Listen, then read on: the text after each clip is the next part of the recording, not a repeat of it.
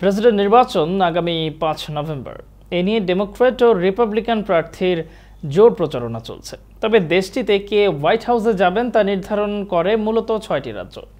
এই রাজ্যগুলোকে battle ground রাজ্য বলে উল্লেখ করা হয়। এক জরিপে দেখা যায় পেনসিলভানিয়া এবং জর্জিয়া দুই প্রার্থীর ভাগ্য নির্ধারণ করতে পারে। গতকাল বুধবার জরিপ প্রকাশ করা হয়। এতে দেখা যায় নভেম্বরের নির্বাচনে ডেমোক্র্যাট প্রার্থী হ্যারিস আগের চেয়ে ভালো অবস্থানে আছেন। প্রেসিডেন্ট জো বাইডেন সরে দাঁড়ানোর পর ডেমোক্র্যাট প্রার্থীর জনপ্রিয়তা বাড়তে থাকে। জয়ের জন্য ২৭০টি ইলেকটোরাল কলেজ ভোট পেতে হয়। জরিপে দেখা যায় এই ভোট অর্জন করার জন্য কমালা হ্যারিসের সামনে বিভিন্ন পথ খোলা আছে। তবে হ্যারিসের সেই আশাকে হতাশা করতে পারেন রিপাবলিকান প্রার্থী ডোনাল্ড ট্রাম্প। তিনি কয়েকটি ব্যালট গ্রাউন্ড বা সুইং স্টেটে কমালাকে ধরাশয়ী করতে পারেন এমন তথ্য পাওয়া যাচ্ছে।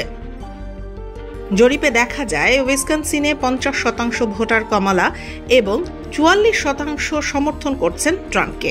মিশিগানে কমালাকে ৪৮% এবং ট্রাম্পকে সমর্থন করছেন ৪৩% ভোটার।